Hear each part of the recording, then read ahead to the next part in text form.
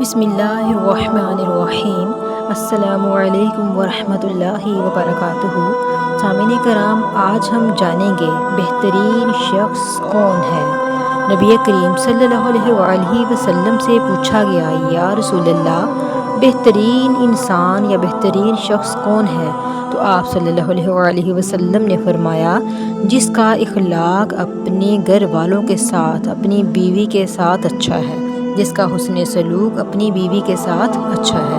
تو رسول اللہ صلی اللہ علیہ وآلہ وسلم نے بہترین شخص ہونے کے لیے جو معیار متعین فرمایا ہے، اس کی روشنی میں اگر حیات طیبہ کا جائزہ لے تو اندازہ ہوگا کہ آپ صلی اللہ علیہ وآلہ وسلم کی ذات اس حوالے سے بھی عالم انسانیت کے لیے مثالی نمونہ ہے۔ بس ضرورت اس بات کی ہے کہ مسلمان اپنی زندگی میں اس عملی نمونے کا مظاہرہ کیسے پیش کریں گے۔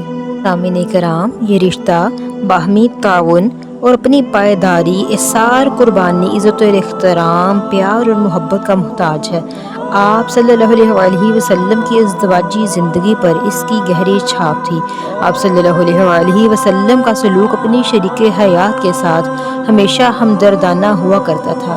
آپ صلی اللہ علیہ وآلہ وسلم ان کی دل جوئی اور احترام میں کبھی کوئی کمی نہیں کرتے تھے اور اس سلسلے میں چھوٹی چھوٹی باتوں تک کا خیال رکھا کرتے تھے۔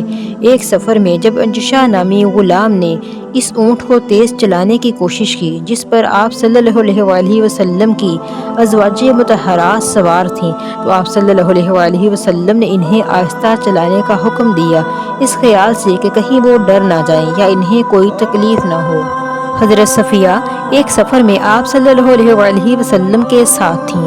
انہوں نے اس بات پر رونا شروع کر دیا کہ وہ جس اونٹنی پر سوار تھیں وہ بہت آہستہ چلتی تھی۔ آپ صلی اللہ علیہ وآلہ وسلم ان کے پاس گئے، اپنے دستے مبارک سے ان کے آنسو پونچھے اور دلاسا دیا۔ صلی اللہ علیہ وآلہ وسلم اپنی بیویوں کی تعریف میں بھی کبھی کمی نہیں کرتے تھے، بلکہ برملا اس کا اظہار کیا کرتے تھے۔ چنانچہ ایک مرتبہ فرمایا، ختیجہ سے مجھے شدید محبت ہے۔ حضرت عائشہ کے بارے میں فرمایا، عائشہ کی فضیلت دیگر عورتوں پر ایسی ہے جیسے ثرید کی دیگر کھانوں پر۔ آپ صلی اللہ علیہ وآلہ وسلم پلیٹ میں اس جگہ سے کھانا کھاتے تھے جہاں سے حضرت عائشہ کھایا کرتی تھیں۔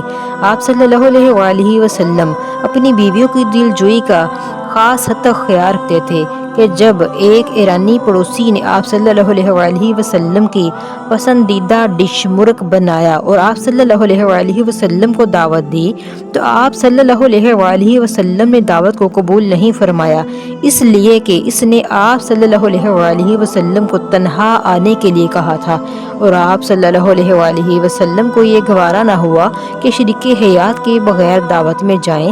لہٰذا جب آپ صلی اللہ علیہ وسلم کے ساتھ حضرت عائشہ کو بھی دعوت نہ دی گئی تو آپ تب تک نہیں گئے اور تب دعوت قبول کی جب حضرت عائشہ کو انہوں نے آپ کے ساتھ مدعو فرمایا۔ حضور نبی کریم صلی اللہ علیہ وآلہ وسلم اپنی ازواج مطہرات کے مزاج شناس تھے۔ ایک مرتبہ حضرت عائشہ صدیقہ سے فرمایا، میں یہ جان جاتا ہوں کہ جب تم مجھ سے ناراض ہو اور کب خوش ہو۔ انہوں نے دریافت کیا کہ وہ کیسے یا رسول اللہ؟ تو آپ صلی اللہ علیہ وآلہ وسلم نے فرمایا، جب تم ناراض ہوتی ہو تو کہتی ہو رب ابراہیم کی قسم، اور جب خوش رہتی ہو تو کہتی ہو رب محمد کی قسم۔ آپ صلی اللہ علیہ وآلہ وسلم ازواج مطہرات کے ساتھ اس حد تک عزت و احترام کا معاملہ فرماتے تھے کہ ایک مرتبہ حضرت صفیہ آپ صلی اللہ علیہ وآلہ وسلم کے اعتکاف کے دوران آپ صلی اللہ علیہ وآلہ وسلم سے مسجد نبوی میں ملنے آئیں، تو جب وہ واپس جانے لگیں تو آپ صلی اللہ علیہ وآلہ وسلم احتراماً انہیں مسجد کے دروازے تک چھوڑنے کے لیے تشریف لائے۔ سامعین کرام، میرے اس چینل کو لائک، شیئر اور سبسکرائب کیجیے تاکہ اس طرح کی مزید اسلامک ویڈیوز آپ تک پہنچتی رہیں۔ خوش رہیں، خوشیاں بانٹیں۔